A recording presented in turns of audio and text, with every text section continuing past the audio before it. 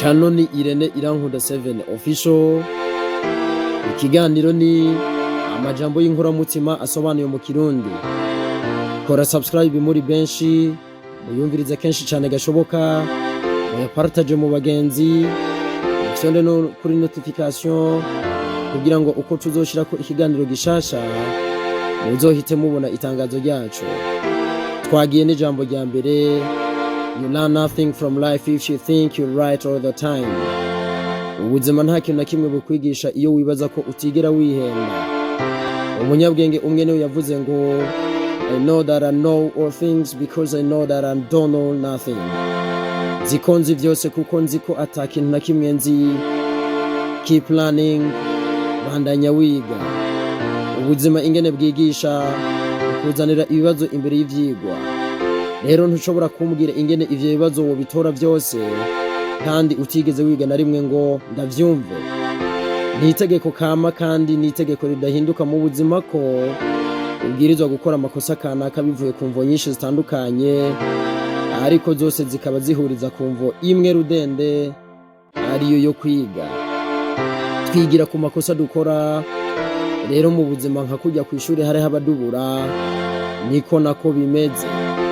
Ikizokwereka ko umuntu yadubuye mu ishuri ry'ubuzima nuko azoguma asubiramwo ya makosa nyene, kuko mu bisanzwe yaranse kwemera ko yakosheje, yaranse kwemera ko ikibazo camunaniye, n'ubu aguma yigovyora mu gukora ya makosa nyene. Araba ingene yokwemeza abantu ko atigeze yihenda. Nta muhinga w'ibihe byose abaho, ibihe birahinduka. Urashobora gusanga ubumenyi wari ufise ejo uno munsi ataco bwo kumarira, bigaca bigusaba ko wiga ibindi bintu byinshi kandi bishasha.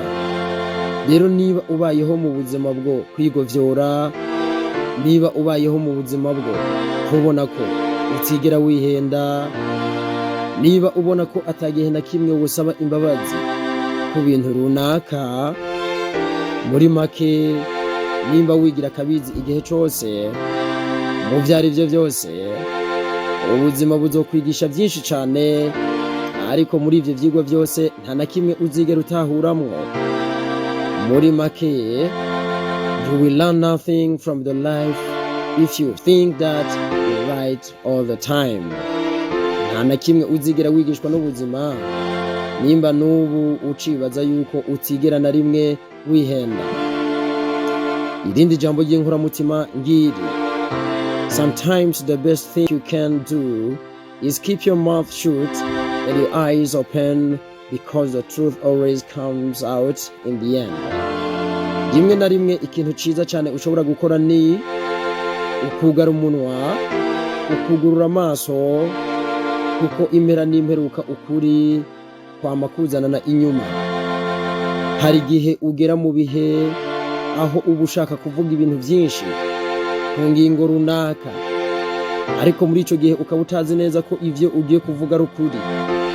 Akarorero, urashobora kubona umuntu atanguje ikintu gishasha utarumenyereye, kubera usanzwe uzi ko ibintu vyama bikorwa mu buryo runaka atacohinduka ko, canke kubera ko wamenyereye yuko ibintu vyama bikorwa ari vya bindi nyene atakindi covumbugwa. Muri make nta creativity ufise, ukisanga uriko uramunenga uvuga ko ataho bizoshika, ariko ukaba utazi neza ko ivyo uriko uravuga ari vyo. Kandi nivyo, kuko turazi ko umuntu yamamenya kahise ariko atamenya kazoza. Abantu babiri bonyene bashobora kumenya kazoza ni Imana be n'abizerera muri law of attraction. Muri ico gihe ico ukwiye gukora ni ukugara umunwa wawe, ntamukugurura amaso yawe, ivyo bintu ukazoraba iyo bizoherera. Ukuri ntikuri imbere muri wewe, oya, ahubwo ukuri kuza guturutse ahagukikuje. Ubwenge igihe cyose bwama buva inyuma, nikimenya tuvuka ataco tuzi, hama tukaza turashigwamwo ibintu byinshi kuva tuvutse kugeza dupfuye. Ni wabona ushaka kuvuga cyane gusumba kwitegereza cyane, uzubanze uvyiyumvire ko kabiri, kubera hari igihe uvuga ibintu bikakononera byinshi mu buzima gusumba aho wari kwihorera. Vuga gake cyane keza, murabe kenshi gashoboka, wumvirize cyane, wiyumvire cyane, kuko iyo tuvuga ntacyo twunguka, ariko iyo twumviriza twunguka byinshi cyane. Ku iherezo ibintu byose birasobanuka. Umuti w'ibintu byinshi burya no kubiha igihe gusumba kubicira urubanza mu ntango. Sometimes the best thing you can do is keep your mouth shut and your eyes open. The truth always comes out in the end. Rimwe na rimwe ikintu ciza cyane ushobora gukora ni kugara umunwa, ukugurura amaso, kuko impera n'imperuka ukuri kwama kuzanana inyuma. I regret nothing in my life. Even my past was full of hurt. I still look back and smile because it made me who I am today. Ntacyo mfise cyo kwicuza nubwo koba kahise kanje kamwe kari kuzuye ibyankomerekeje. N'ubu ndabiraba nkitwengera kuko niko kangize uwo ndiwe uyu munsi. Naciye mu bihe bikomeye, naciye mu byankomerekeje byinshi. Nukuri iyo ndabyibutse ndashima cyane kuko nahakuye experience y'ubuzima. Ubu nararibonye mfise niho nabukuye. Nukuri nishimiye ibyo naciyemwo byose kuko nibyo byangize uwo ndiwe uyu munsi.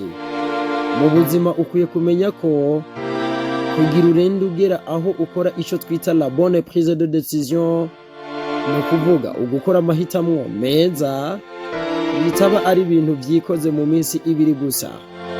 Ubuzima bugizwe n'urugendo rurerure. Haba hariho imyaka myinshi wabayeho wigishwa n'ubuzima.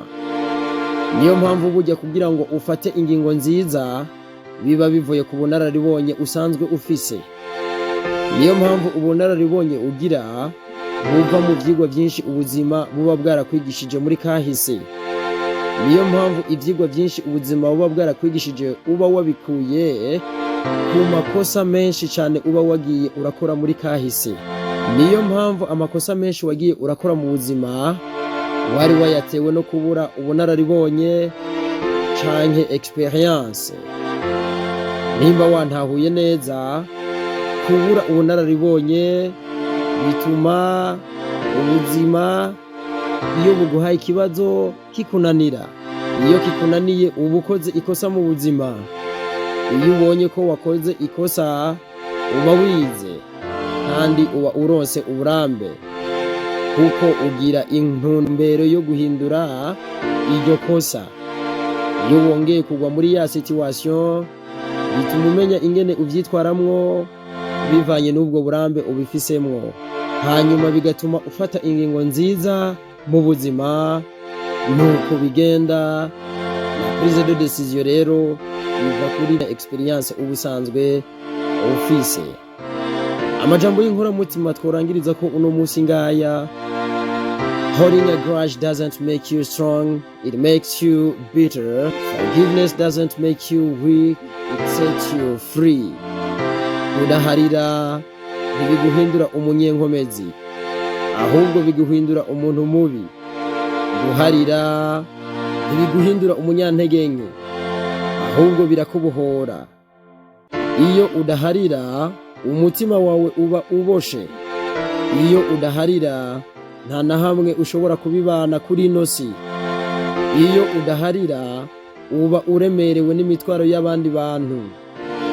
Iyo udaharira nta mwidegemvyo ugira.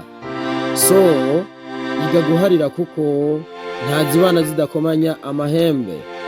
Iga guharira kuko ntuba mu bamarayika uba mu bantu.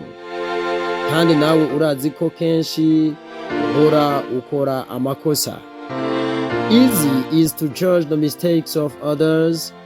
Difficult is to recognize our own mistakes. Biroroshe cyane kubona amakosa y'abandi, biragoye cyane kubona amakosa yacu. Kenshi iyo duhanurwa biratugora kubitahura. Kenshi iyo twerekwa amakosa yacu ntibitworohera kuyabona. Bisa naho bitangaje kumva ko twakoze amakosa, ahubwo bikatworohera cyane kubona ko amakosa y'abandi yabayeho, kandi tukabona ko vyumvikana ahubwo ko ari ibintu bisanzwe cyane kuba bakosheje, kuko twama twigira ko ari twe turi aberanda, abantu batigera bacumura. Ariko umuti w'ivyo byose ni ukugira umutima wo guca bugufi, tugatahura ko natwe dushobora kugwa mu makosa, kandi iyo bishitse tukayerekwa, twosaba imbabazi ubuzima bugakomeza. Biragoye ariko birashoboka. Abahinga bavuga ko mu majambo atatu agoye kuvuga, mbabarira naryo ririmwo.